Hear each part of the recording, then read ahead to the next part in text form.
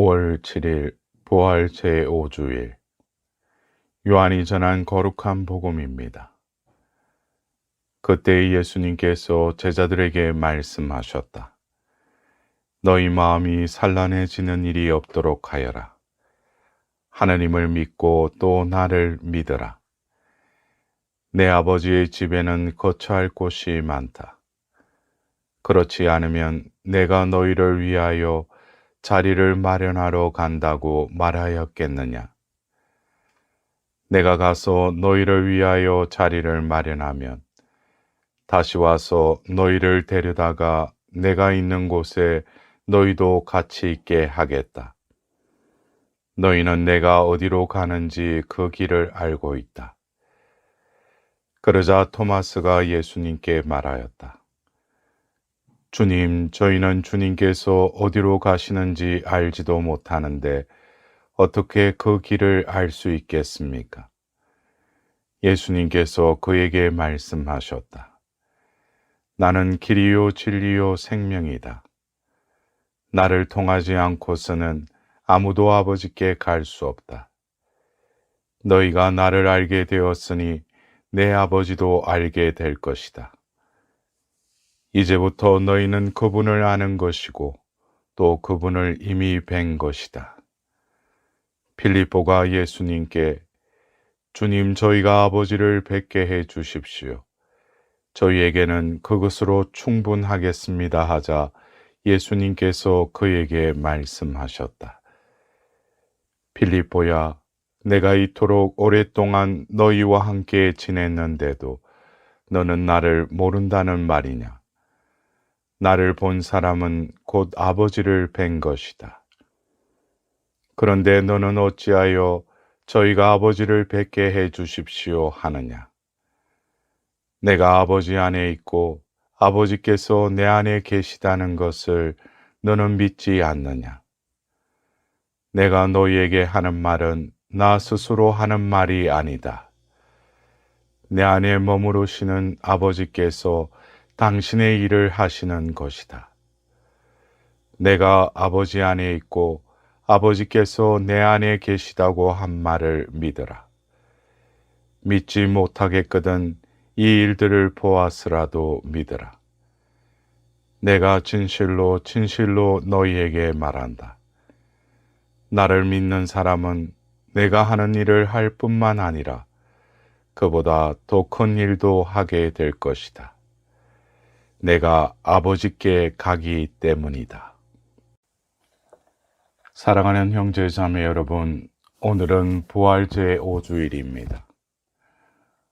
오늘 복음 말씀은 예수님께서 당신의 죽음을 앞두시고 제자들에게 이별을 전하는 말씀으로 흔히 고별사라고 불리는 부분입니다. 부활 시기에 이 말씀을 다시 듣는 뜻은 죽음뿐 아니라 성천 역시 우리가 주님을 더 이상 볼 수 없는 고별 상황이기 때문일 것입니다. 남겨두고 떠나는 제자들을 위로하듯 예수님께서는 내가 가서 너희를 위하여 자리를 마련하면 다시 와서 너희를 데려다가 내가 있는 곳에 너희도 같이 있게 하겠다라고 말씀하십니다. 즉, 죽음이나 성천으로 아주 떠나시는 것이 아니라 다시 오실 것이라는 말씀입니다. 죽음이 끝이 아니라 이 한 세계에서 다른 세계로 건너간 것임을, 삶의 연속임을 돌아봅니다. 끝이 아닌 영원으로 건너가는 길, 그 길은 어떤 길일까요? 토마스가 그 길을 여쭙니다. 저희는 주님께서 어디로 가시는지 알지도 못하는데 어떻게 그 길을 알 수 있겠습니까? 하자 예수님께서 나는 길이요 진리요 생명이다. 나를 통하지 않고서는 아무도 아버지께 갈 수 없다라고 이르십니다. 길이신 당신을 통해 갈 때 생명과 진리를 만난다는 말씀입니다. 신앙은 어떤 고정된 사실이라기보다 하느님을 향한 움직임입니다. 길이신 예수님을 따라갈 때 생동감 넘치는 하느님의 생명에 이르게 되는데 예수님께서 생명이시기 때문입니다. 예수님을 통해 영원한 생명을 누리는 것이 진정한 삶의 원리이기에 예수님께서는 동시에 진리이십니다. 이렇듯 신앙의 진리는 논리적 이론이 아니라 생동감 넘치는 여정이고 길이신 예수님을 따라 걷는 신앙인은 진리를 단순히 소유한 사람이 아니라 진리에 따라 사는 사람인 것입니다. 이 말씀에 엉뚱하게도 필리포가 예수님께 주님, 저희가 아버지를 뵙게 해 주십시오 하고 요청하자 예수님께서 필리포야, 내가 이토록 오랫동안 너희와 함께 지냈는데도 너는 나를 모른다는 말이냐? 나를 본 사람은 곧 아버지를 뵌 것이다. 그런데 너는 어찌하여 저희가 아버지를 뵙게 해 주십시오 하느냐? 내가 아버지 안에 있고 아버지께서 내 안에 계시다고 한 말을 믿으라 라고 당부하십니다. 신앙의 요체가 담긴 말씀입니다. 예수님 안에 하느님께서 계심을 믿음이 바로 신앙인 것입니다. 하나님의 말씀을 듣고 싶다면 예수님 말씀을 듣고 하나님을 보고 싶다면 예수님을 보고 하나님을 모시고 싶다면 예수님을 모시는 것, 그것이 신앙인 것입니다. 예수님 안에 하느님께서 계심을 믿지 못하니까 하느님을 뵙게 해달라는 필리포처럼 자기도 모르는 사이비 종교의 탈선에 빠지게 됩니다. 우상숭배란 다름이 아니라 하나님을 눈으로 보고 싶기 때문에 우상을 만들고 그것을 섬기는 행위입니다. 구체적으로 이러한 우상숭배는 어떤 가치를 절대하여 그것을 소유함으로써 자기들만의 구원을 손안에 넣고 있다고 생각하는 종교적 이탈의 형태로 드러나게 되는 것입니다. 또한 민주주의, 자유, 정의, 해방, 평등 등의 이념을 절대적으로 추종하여 신격화하거나 자기가 아는 것 이외의 여타의 것을 무시하는 근본주의 유혹에 빠지거나 모든 것이 신성화되고 인간은 신적 세계의 일부라고 생각하는 범신론의 유혹에 빠지게도 됩니다.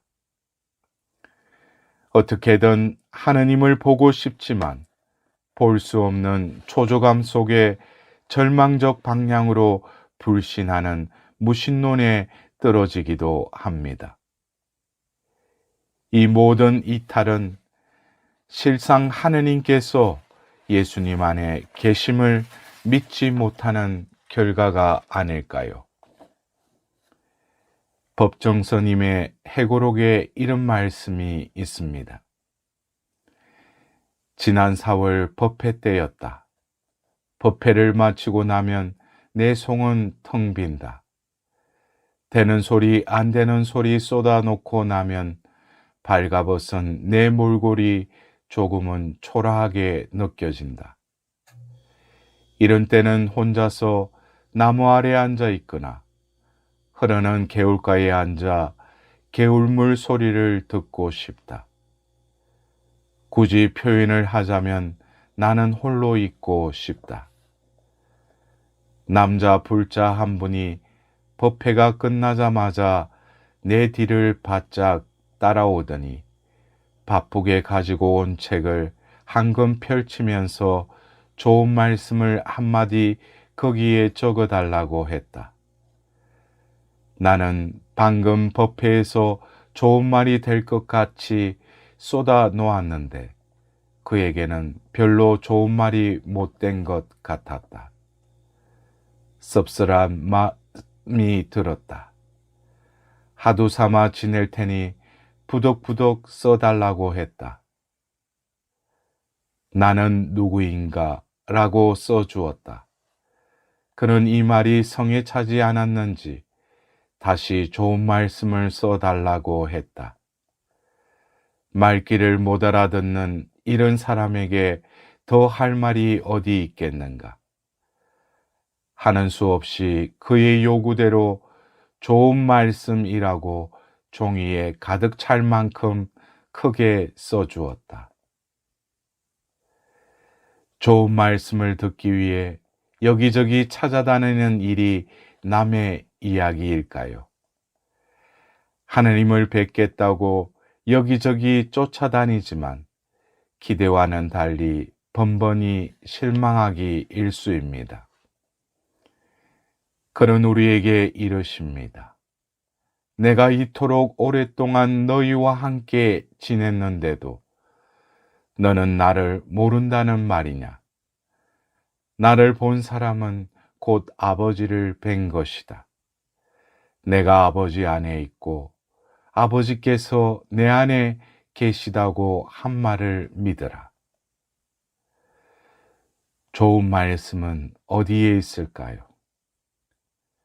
바로 법정스님이 말씀하시듯 그대가 서 있는 바로 지금 그곳에서 자기 자신답게 살고 있다면 그 자리에 좋은 말씀이 살아 숨쉰다는 것입니다. 하느님은 어디 계시나요? 지금 여기서 예수님의 말씀 안에 우리에게 살가 피로 오시는 예수님의 성체 안에 언제든 자비를 베푸시고 위로하시며 격려하시는 사랑 안에서 우리와 함께 계신다는 기쁜 소식으로 복음은 들립니다. 사랑하는 형제 자매 여러분, 길이신 예수님을 따라 지금 여기서 사랑하고 용서하는 진리로 생명을 누리라는 초대로 들립니다. 그러기에 오늘 제2독서에서 베드로 사도는 힘주어 우리에게 이르십니다. 여러분은 선택된 결례고 임금의 사제단이며 거룩한 민족이고 그분의 소유가 된 백성입니다. 그러므로 여러분은 여러분을 어둠에서 불러내어 당신의 놀라운 빛 속으로 이끌어 주신 분의 위협을 선포하게 되었습니다. 이번 한 주간도 부활의 그 기쁨 속에 그 생명의 말씀을 선포하는 사도로서의 삶을 살아가시길 기원드립니다.